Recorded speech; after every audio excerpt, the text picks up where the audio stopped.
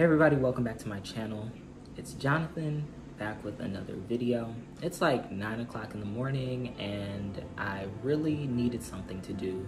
I decided, let me go back into my archives from a couple of months ago, check out some of the reviews that I did on my website, tobeblackandlove.com, and then record a review just to have something up for Wednesday. Somebody actually requested that I review The Water Dancer, and I was like, now is the perfect time to do this review. So if you're interested in seeing my review of The Water Dancer by Ta-Nehisi, keep on watching. Make sure that you thumbs up this video, comment below your thoughts if you've picked up this book, if you plan on picking up this book. Give me any video suggestions, things you would like to see, and also make sure that you're subscribed to my channel. But I'm not gonna keep on talking. Let's get right into this review of The Water Dancer by Ta-Nehisi.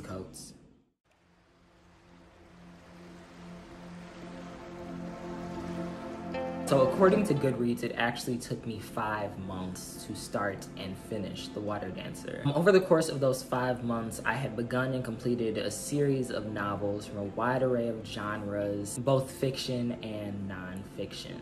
But somehow, every single time I picked up The Water Dancer, I could not concentrate for more than a few pages. I have like this very firm belief that books are meant to be read at the right time. I feel like I've said this before on my channel, but I really didn't want to feel like I was forcing myself to read this until I was actually compelled to.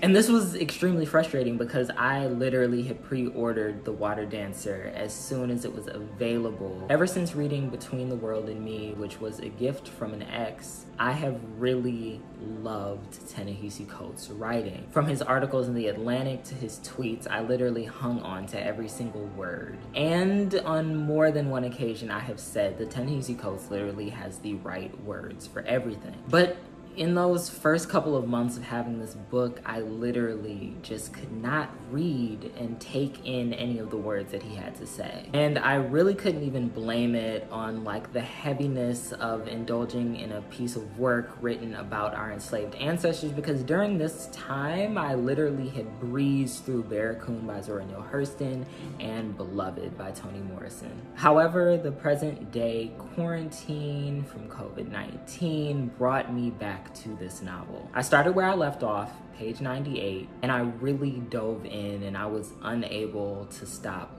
moving. In this novel, we follow Hiram Walker, a slave and a son of a slave master, who has this photographic memory. But the one thing that he cannot recall is his mother's face. One day, as Hiram is driving a carriage carrying his half-brother, he is attacked with this vision of his mother dancing. This incident results in the death of his brother, but Hiram is magically transported to safety. So this leads us to the main plot of this novel. Hiram dealing with the after effects of his brother's death, inflicting feelings about his father and Lockless, and at the end of the day, Hiram makes the decision to run. He learns about this organization called the Underground, comes face to face with a woman named Moses, aka my girl Harriet Tubman, and is compelled to free those who he loves the most. But to do this, he has to remember. What Ta-Nehisi Coates does a wonderful job of is blending history with the fantastic. Even though this is a fictional tale, it holds the story of our ancestors who were forced onto ships, carried across the Atlantic, working their entire lives toiling in fields, and only being able to find pieces of joy in the songs and the dances that they carried with them,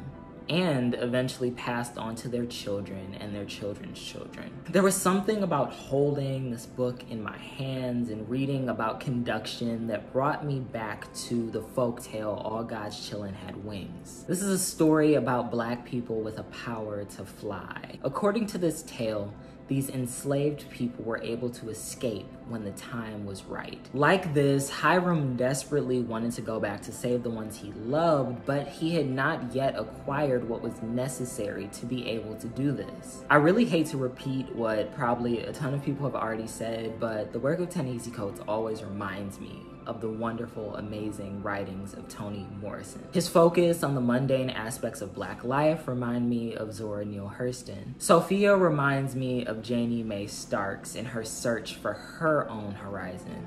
I could go on and on analyzing this book and its parallels to other works in the Black literary canon, but for now, I'll just move on. In the present day, we have those that say they could go without hearing, watching, or reading another retelling of the terrible stories of slavery. But with The Water Dancer, we don't get just another tale. The novel is not just another gruesome retelling of the past. Some will find the pace of the novel to be slow. Some will find the romance to be contrived and predictable. And some will feel like Ta-Nehisi Coates is entering into a lane that he does not belong in.